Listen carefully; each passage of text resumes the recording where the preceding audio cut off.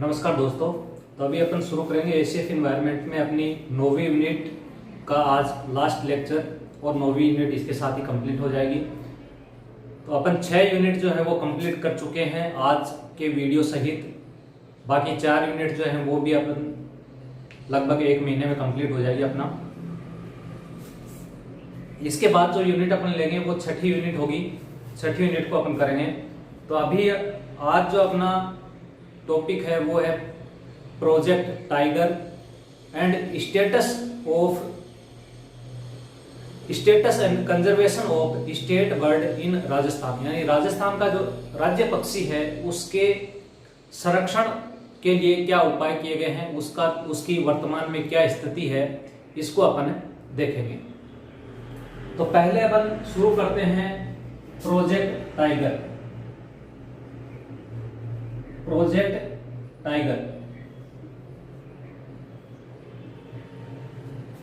Project tiger 7 अप्रैल 1973 को शुरू किया गया था और इसका मुख्य उद्देश्य यही है कि बाघों की जो संख्या उस समय घट रही थी उसको किस प्रकार रोका जाए और बाघों का संरक्षण किस प्रकार किया जाए, यही इसका मुख्य उद्देश्य है। और भारत में जो केंद्र सरकार है उसका यह कार्यक्रम है टाइगर प्रोजेक्ट। तो टाइगर प्रोजेक्ट 7 अप्रैल 1973 को शुरू किया गया। यह केंद्र सरकार का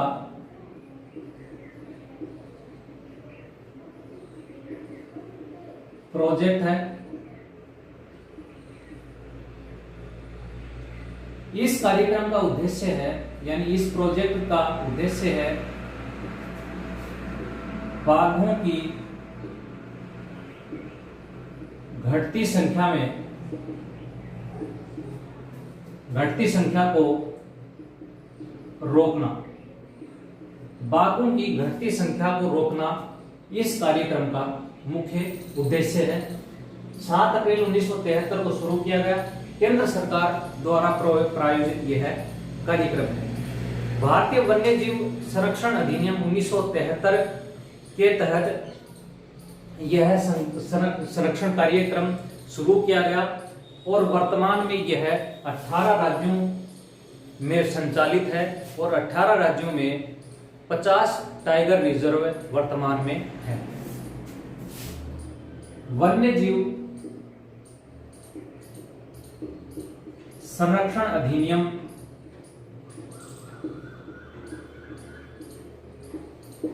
1972 के तहत यह एक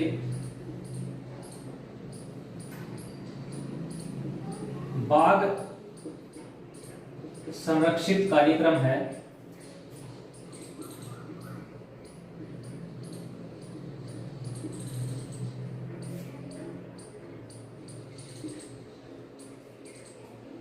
वर्तमान में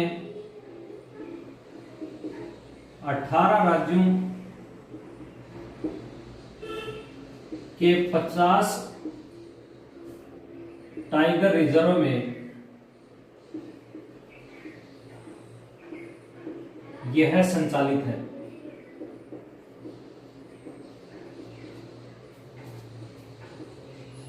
अठारह राज्यों के 50 टाइगर रिजर्व में यह वर्तमान में संचालित है। टाइगर रिजर्व जो है यह कोर जोन और बफर जोन संरक्षण रणनीति पर आधारित है। कोर जोन में राष्ट्रीय उद्यान आते हैं, जबकि बफर जोन में वन व गैर वन भूमि का संरक्षण इसमें आता है। टाइगर रिजर्व कोर जोन व बफर जोन संरक्षण नीति पर आधारित है।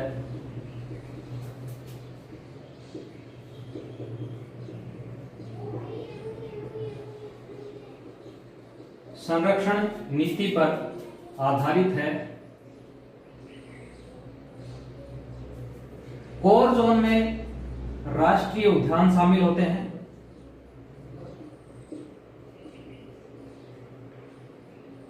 और बफर जोन में वन व गैर one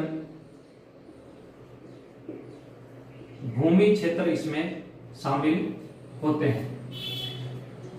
tiger reserve core zone और बफर जोन संरक्षण रीति पर आधारित हैं। कोर जोन में राष्ट्रीय उद्यान और बफर जोन में वन व गैर वन भूमि शामिल होते हैं।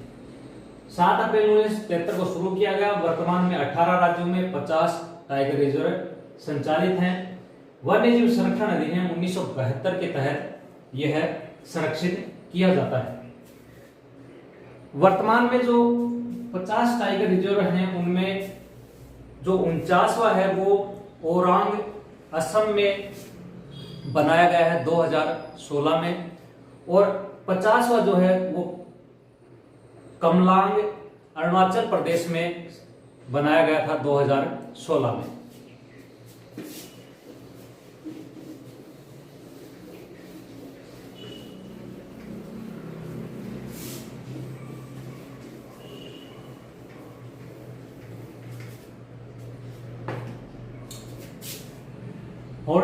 वा टाइगर रिजर्व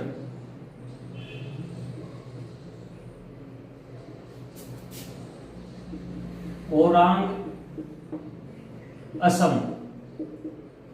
2016 में। 50वां टाइगर रिजर्व कमलांग अरुणाचल प्रदेश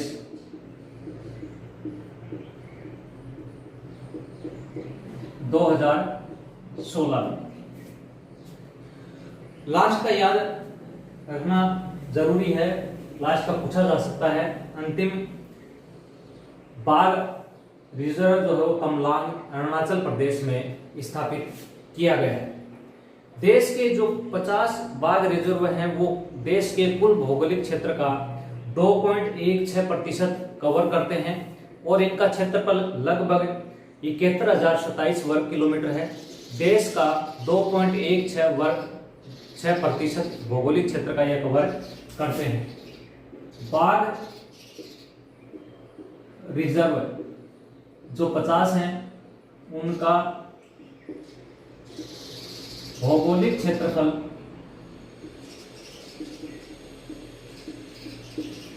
71,027 वर्ग किलोमीटर,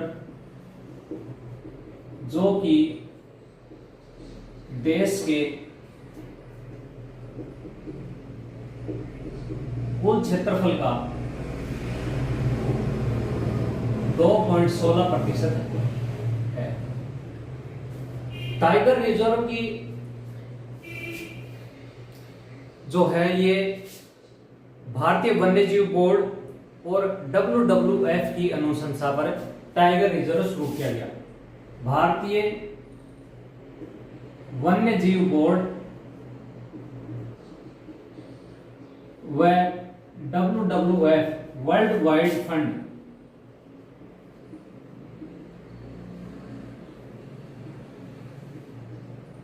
की अनुशंसा पर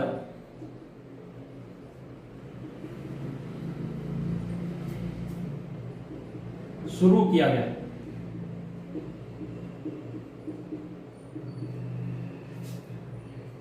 भारतीय वन्यजीव बोर्ड और WWF की अनुशंसा पर यह शुरू किया गया। देश का सबसे बड़ा टाइगर रिजर्व है। देश का सबसे बड़ा टाइगर रिजर्व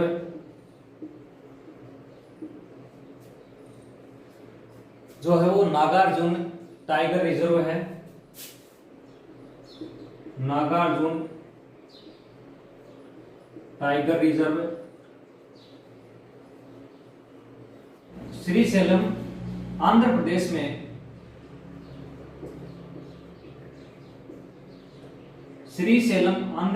में नागार्जुन टाइगर रिजर्व स्थित है।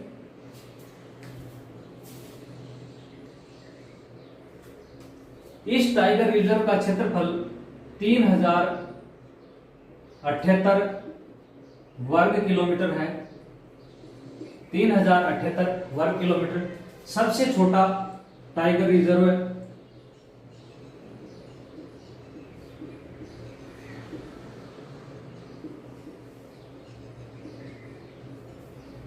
बोर टाइगर रिजर्व,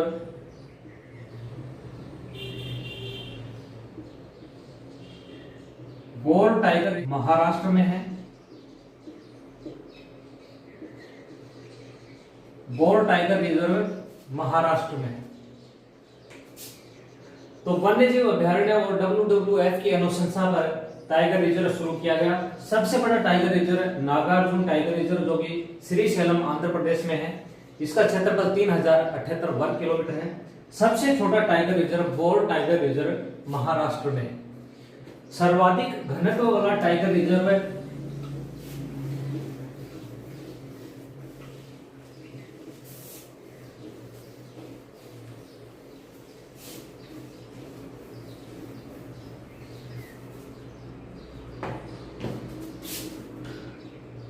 सर्वाधिक घनत्व वाला टाइगर रिजर्व, सबसे ज्यादा घनत्व मतलब जहां पर सबसे ज्यादा बाघ पाए जाते हैं वह टाइगर रिजर्व है काजीरंगा असम।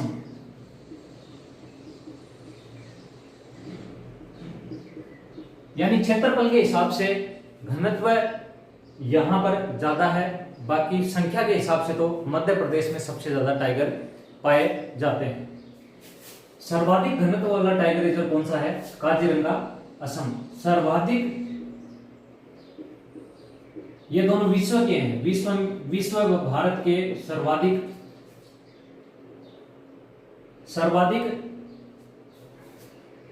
ऊंचाई पर स्थित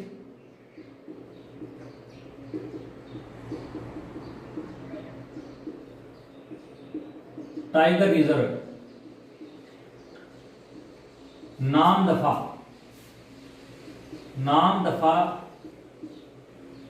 tiger reserve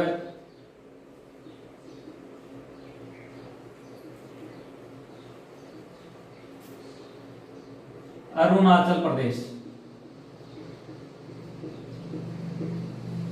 Namdapha tiger reserve Arunachal Pradesh में जो अभ्यारण्य है, टाइगर रिजर्व है, यह सर्वाधिक ऊंचाई पर स्थित टाइगर रिजर्व है। सबसे ज्यादा घनत्व वाला कौन सा है? Kaziranga tiger reserve. अब टाइगर रिजर्व की बात करें तो टाइगर रिजर्व जो है, टाइगर प्रोजेक्ट जो शुरू किया गया है, इस टाइगर प्रोजेक्ट की क्या क्या सफलताएं रही हैं ये देखते हैं। टाइगर प्रोजेक्ट की सफलताएं, टाइगर प्रोजेक्ट की सफलताएं 1973 में जब टाइगर रिजर्व शुरू किया गया था, तब टाइगर रिजर्व की संख्या 9 थी और वर्तमान में इनकी संख्या 50 है। वर्तमान में इनकी संख्या कितनी है? 50 है। वर्तमान जनगणना जो कि 2018 में की गई है, इसके अनुसार टाइगर जो है उनकी संख्या 2967 है, 2967। और 2006 की जो जनगणना थी उसमें टाइगर की संख्या थी 1411, यानी काफी संख्या इसकी बढ़ी है। वर्तमान में भारत में विश्व के लगभग 70% बाघ पाए जाते हैं। भारत में विश्व के 70% बाघ भारत में पाए जाते हैं। सर्वाधिक बाघ वाला अभ्यारण्य, सबसे ज्यादा बाघ वाला अभ्यारण्य है पेंच अभ्यारण्य जो कि मध्य प्रदेश में पेंच अभ्यारण्य जो है वहां पर सबसे ज्यादा टाइगर पाए जाते हैं।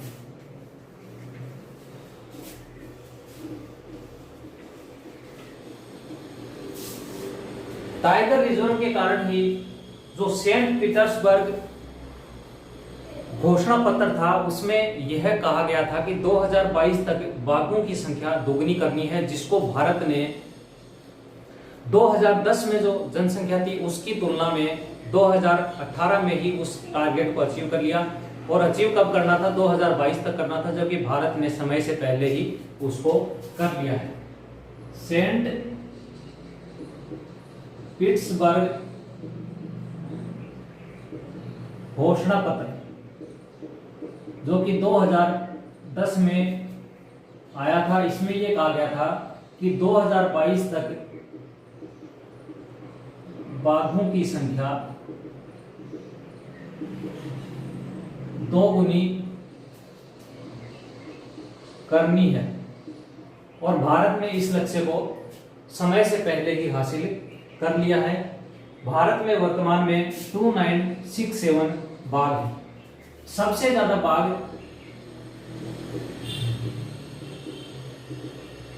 मध्य प्रदेश में पाए जाते हैं, जिनकी संख्या है 526।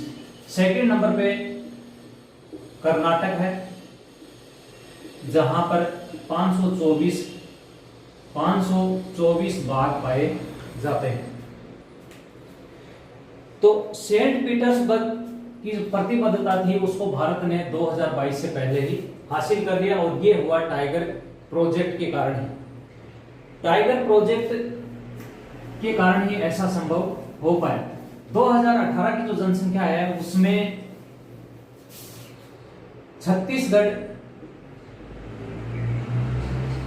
छत्तीसगढ़ राज्य और दूसरा मिजोरम राज्य, ये दो राज्य हैं जहां पर बाघ की संख्या में कमी आई है।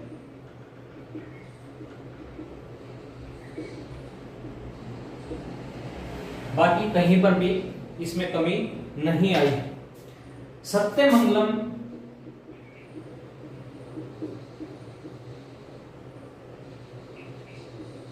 बाघ अभ्यारण्य को बाघ संरक्षण हेतु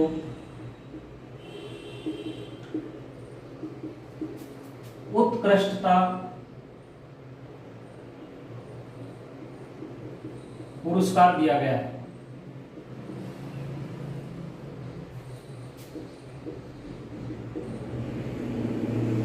सत्यमंगलम बाघ अभ्यारण्य को बाघ संरक्षण का उत्कृष्टता पुरस्कार दिया गया है।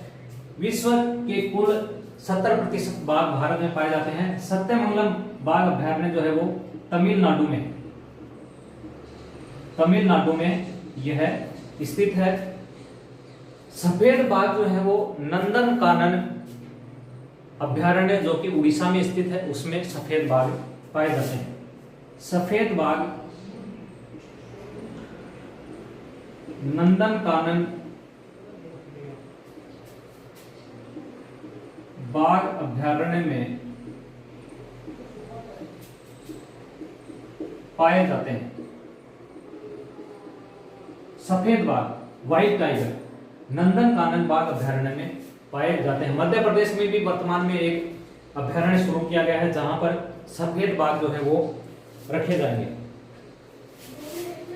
तो सेंट पीटर्सबर्ग घोषणा पत्र कब जारी किया गया? 2010 में। लक्ष्य क्या था? 2022 तक जनसंख्या दुगनी करना। भारत ने उस टारगेट को 2018 में ही अचीव कर लिया। भारत में वर्तमान में 2967 बाघ हैं। सबसे ज्यादा बाघ 526 मध्य प्रदेश में, सेकंड नंबर पे कर्नाटक 524। 70% जनसंख्या भारत में बाघ की पाई जाती है।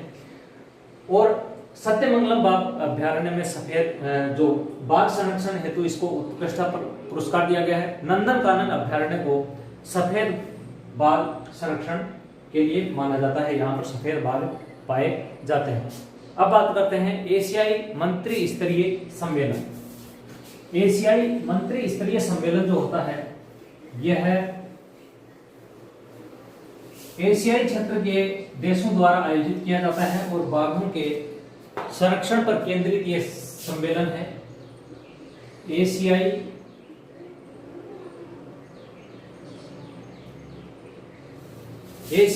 मंत्री स्तरीय सम्मेलन।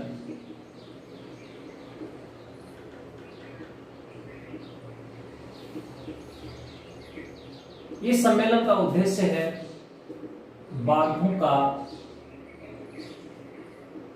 संरक्षण करना।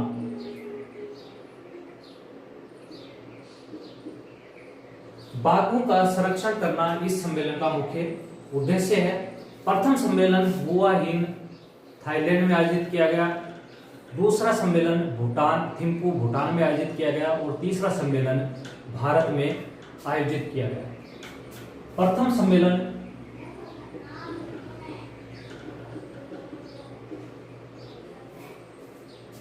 दो 2010 में हुआ हिन थाईलैंड। द्वितीय सम्मेलन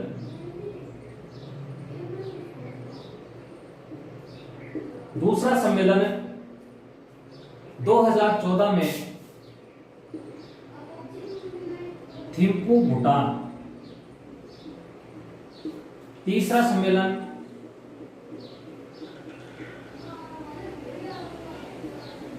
2016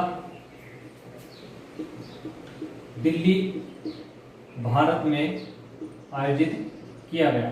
बाघों के संरक्षण पर ही ये सम्मेलन आयोजित हुए। तो एशियाई मंत्री स्तरीय सम्मेलन पहला हुआ ही थाईलैंड में हुआ। भारत में 2016 में यह संपन्न हुआ। राष्ट्रीय टाइगर संरक्षण प्राधिकरण, राष्ट्रीय बाघ संरक्षण प्राधिकरण, national tiger conservation authority, national tiger conservation authority NTCA, national tiger conservation authority. यह ministry of environment and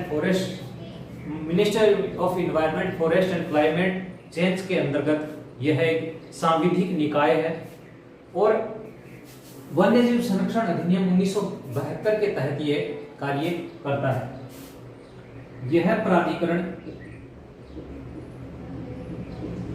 ministry of environment forest and climate change के तहत सांविधिक निकाय है।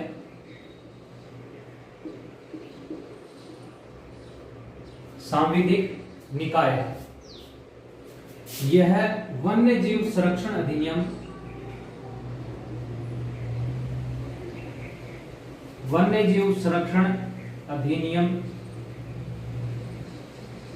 1972 के तहत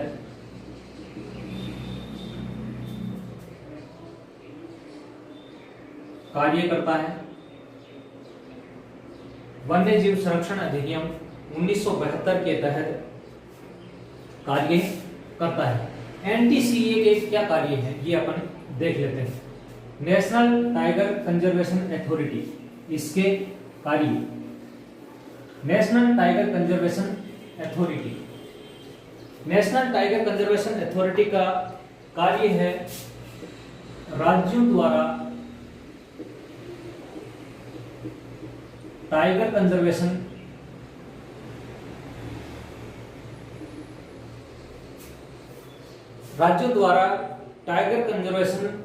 के लिए बनाई गई योजनाओं को मंजूरी देना।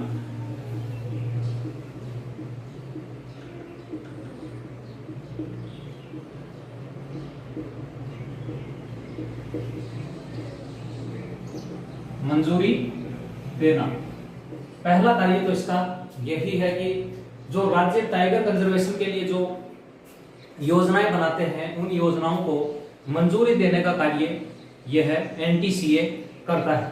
दूसरा है संरक्षण प्रयासों में गुणात्मक व आवास सुधार करना, टाइगर रिजर्व के आवास सुधार,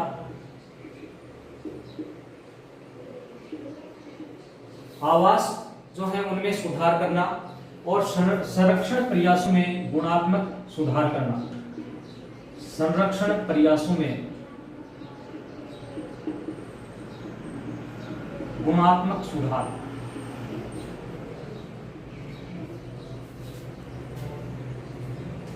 तीसरा कार्य इसका है प्रशिक्षण व कौशल विकास, प्रशिक्षण व कौशल विकास करना, यानी जो बाघ संरक्षण से जुड़े हुए जो लोग होते हैं, अधिकारी कर्मचारी जो होते हैं, उनका प्रशिक्षण देना और उनमें कौशल विकास का कार्य करना इस एनटीसीए का मुख्य उद्देश्य है। बाघों के की निगरानी के लिए वर्तमान में ऑनलाइन सॉफ्टवेयर अपडेट की ऑनलाइन सॉफ्टवेयर के तहत बाघों की निगरानी की जाती है और उसका नाम है एम स्ट्रिप्स सॉफ्टवेयर के द्वारा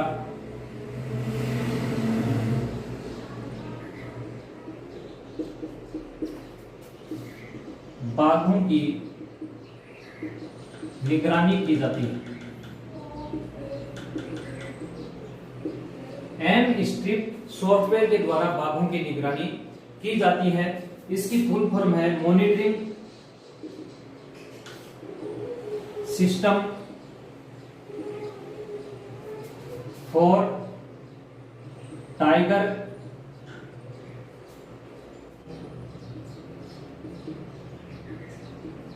protection and ecological system. Monitoring system for tiger intensive protection and ecological system जो है, इसके द्वारा टाइगर की ऑनलाइन निगरानी की जाती है। इस सॉफ्टवेयर के माध्यम से टाइगर की निगरानी की जाती है। बाघों की संख्या की गणना के लिए दो विधि हैं। बाघों की संख्या की गणना हेतु विधि, दो विधियां हैं। पहली विधि है फुटप्रिंट मेथड और दूसरा है कैमरा ट्रैपिंग मेथड।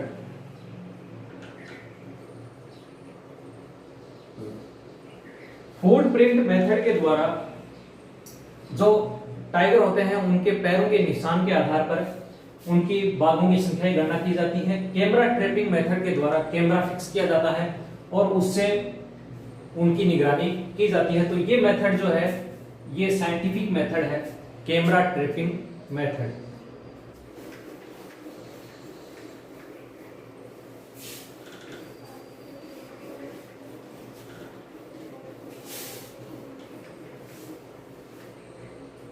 नेक्स्ट है ग्लोबल टाइगर फोरम।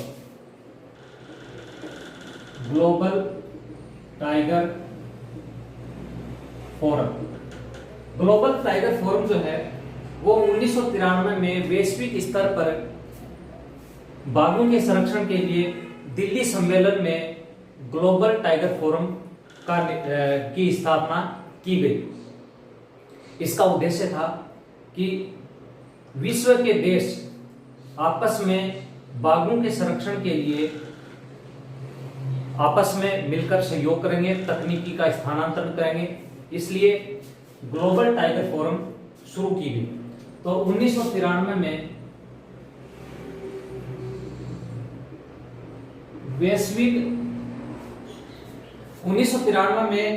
वैश्विक स्तर पर बाघ संरक्षण हेतु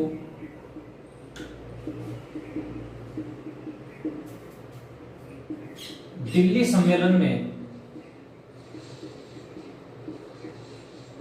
ग्लोबल टाइगर फोरम की स्थापना की गई। इसका उद्देश्य है, ग्लोबल टाइगर फोरम का उद्देश्य यह था कि जो इस ग्लोबल टाइगर फोरम में जो देश शामिल हैं वो देश आपस में मिलकर बाघों के संरक्षण के लिए कार्य करें। ग्लोबल टाइगर फोरम में शामिल देश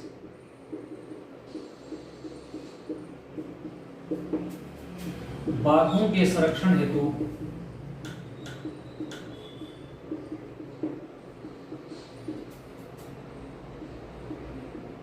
मिलकर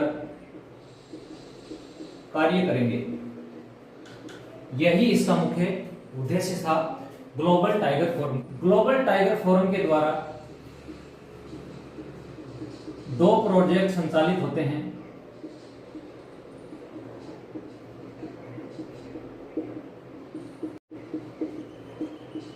पहला है टाइगर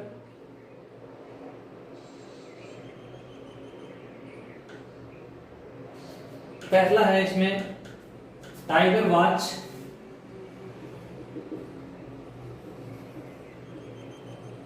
और दूसरा है global tiger recovery programme. Global tiger recovery programme monitoring. Global tiger recovery programme monitoring.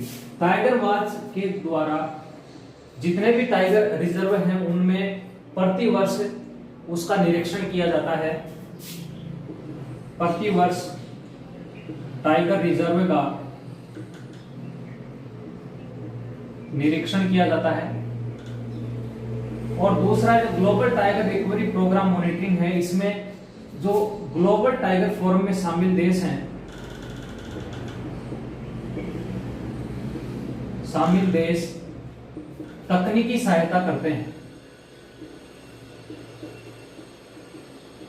तकनीकी सहायता प्रोवाइड करते हैं, आपस में सहयोग ये देश इसमें करते हैं ग्लोबल टाइगर रिकवरी हेतु। तो ग्लोबल टाइगर फोरम का मुख्य उद्देश्य यह है, 1993 में दिल्ली सम्मेलन में इसे अपनाया गया। इसके द्वारा 2 प्रोग्राम संचालित होते हैं, टाइगर वॉच और global tiger recovery programme monitoring.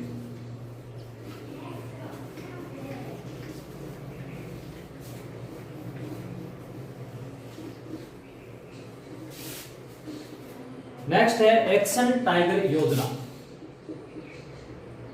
Action tiger योजना, action tiger program. Action tiger program Sariska अभयारण्य में शुरू किया गया था। इसमें सिरिस्का अभयारण्य में इसलिए शुरू किया गया कि सिरिस्का अभयारण्य में बाघों की संख्या में अत्यधिक कमी आ गई थी। इसलिए एक्शन टाइगर योजना 12 देशों के द्वारा शुरू किया गया और इसका उद्देश्य यही है कि जो संकटग्रस्त जीव हैं उनकी संख्या को किस प्रकार बचाया जाए। सरिस्का अभयारण्य से शुरू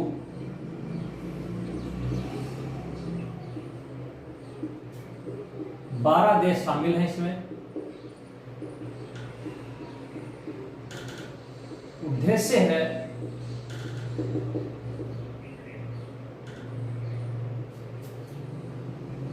संकटग्रस्त जीवों को संरक्षित करना। और इसमें एक्शन टाइगर प्रोग्राम में संकटग्रस्त जीव जो है वो टाइगर है, इसलिए इस प्रोग्राम में टाइगर के संरक्षण हेतु 12 देश जो है वो आपस में मिलकर इस पर कार्य करते हैं। ये 12 देश ऐसे हैं जहां पर बाघों की संख्या सबसे ज्यादा पाई जाती है। नेक्स्ट अपना टॉपिक है status and conservation of state bird in Rajasthan.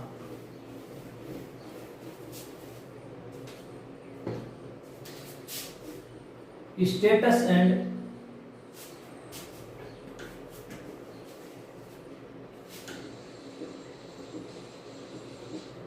Conservation status and conservation strategy of state bird in Rajasthan.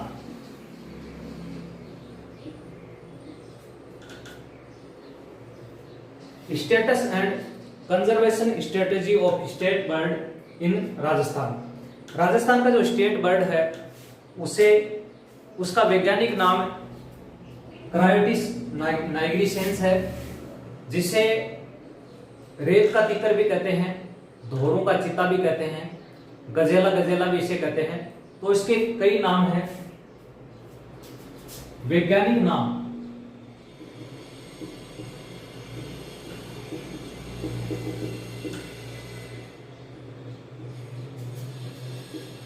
क्रायोटिस नाइग्रिसेप्स,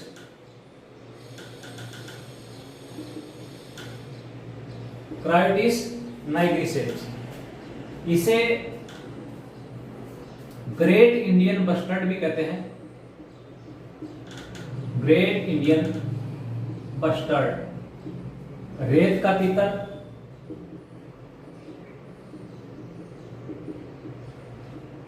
धोरू का चीता, हुकना पक्षी भी कहते हैं, हुकना पक्षी। ये इसके कुछ अन्य नाम हैं। क्रायोटिस नाइग्रिसेप्स इसका वैज्ञानिक नाम है। वर्तमान में इसकी संख्या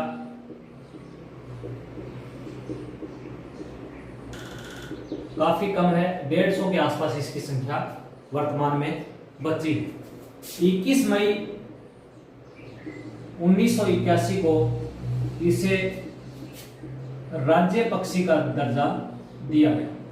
21 मई 1981 को इसे राज्य पक्षी का दर्जा दिया गया। राज्य पक्षी अभ्यारण्य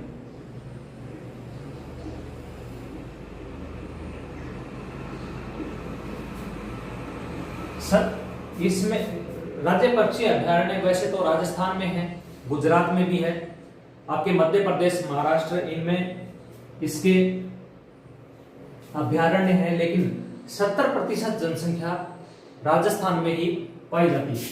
70% जनसंख्या राजस्थान में पाई जाती है।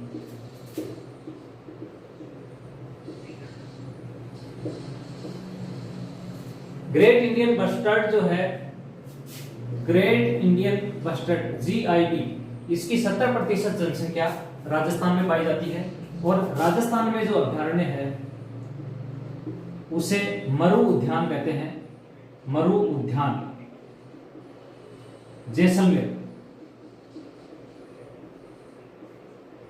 जैसलमेर में यह पाया जाता है, मरु उद्यान जैसलमेर। इसी प्रकार गुजरात में भी यह मिलता है। और गुजरात का जो अभ्यारण्य है वो है मांडवी का तटीय घास स्थल, मांडवी का तटीय घास स्थल। यहां पर भी ग्रेट इंडियन बस्टर्ड पाया जाता है।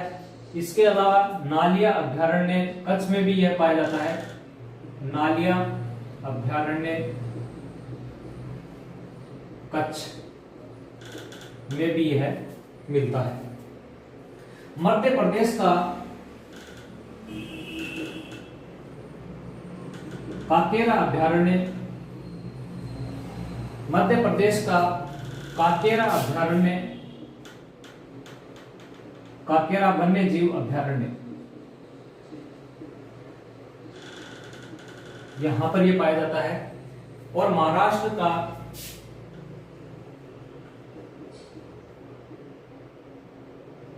का नानाज वन्य जीव अभ्यारण्य,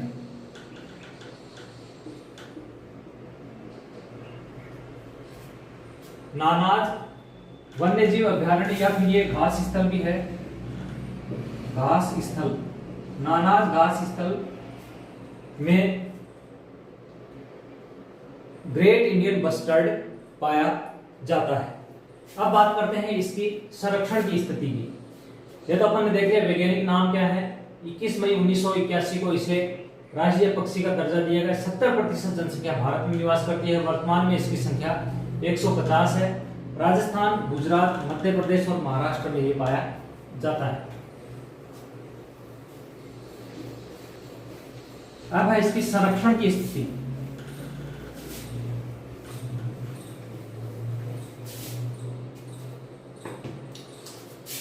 ग्रेट इंडियन बस्टर्ड की संरक्षण स्थिति।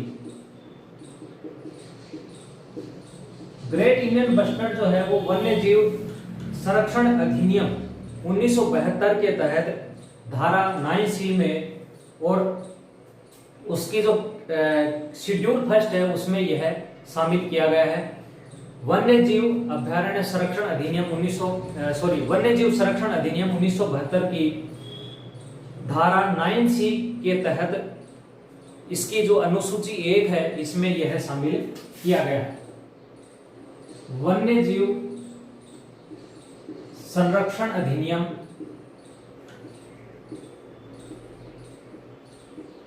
1972 की धारा 9C के शेड्यूल 1 में शामिल शेड्यूल 1 में इसे शामिल किया गया है। इसी प्रकार इसे CMS conservation of migratory species तथा साइट में भी इसे शामिल किया गया है।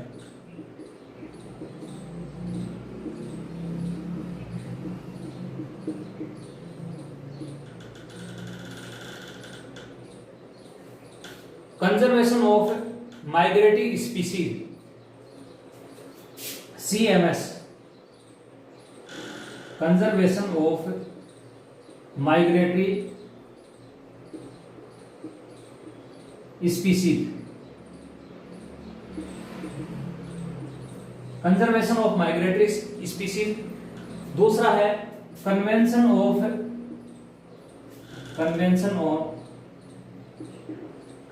ऑफ ऑन इंटरनेशनल ट्रेड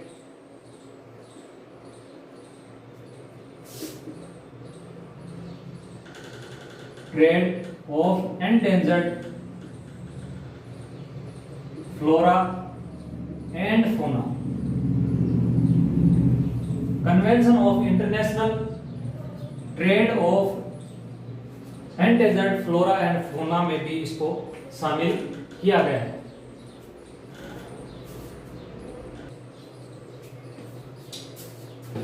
इसी प्रकार IUCN की रेड डाटा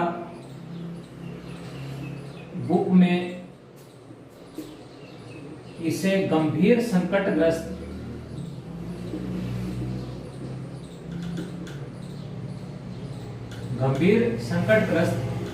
प्रजाति में शामिल किया गया है।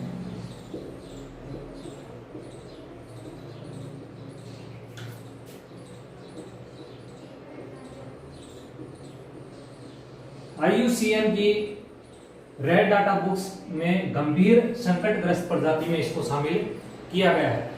National wildlife action plan में नेशनल वाइल्ड लाइफ एक्शन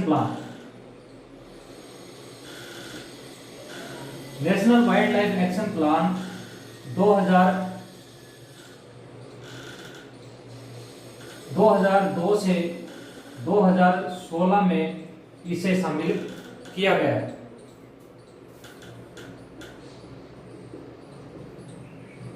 दो 2002 से 2016 ये सेकंड प्लान था। National wildlife action plan 2002 से 2016 में इसको शामिल किया गया है। Ministry of environment, forest and climate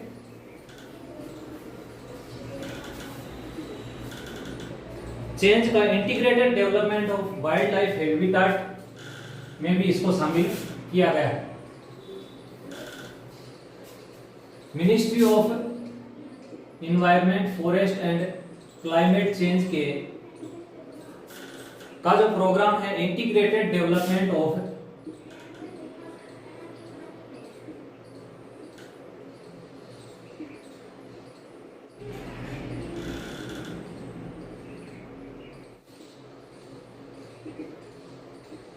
recovery program में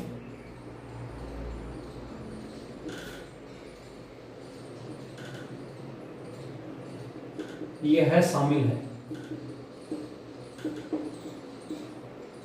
तो ये integrated development program of wild life habitat recovery programme जो है ये ministry of environment, forest and climate change का प्रोग्राम है। इसमें भी ग्रेट इंडियन बस्टर्ड को शामिल किया गया है। WII wild life institute of India, wild life institute of India, wild life institute of India ने ग्रेट इंडियन बस्टर्ड के संरक्षण हेतु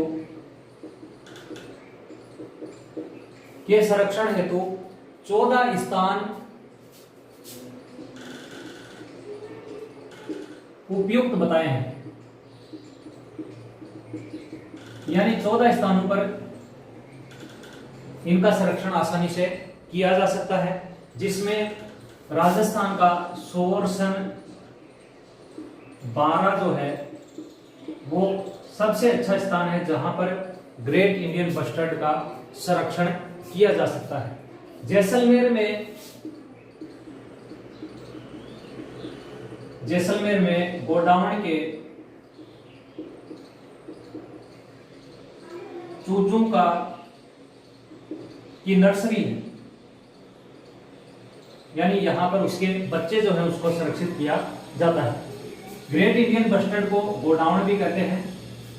इसका यहाँ पर इसके चूजे जो हैं इनकी नर्सरी यहाँ पर स्थापित है। तो ये ग्रेट इंडियन बस्टर्ड के संरक्षण हेतु ये इतने सारे प्रोग्राम जो है वो संचालित किए गए हैं। इसके साथ ही आपकी ये 9th यूनिट जो है वो कंप्लीट होती है। बहुत बहुत धन्यवाद।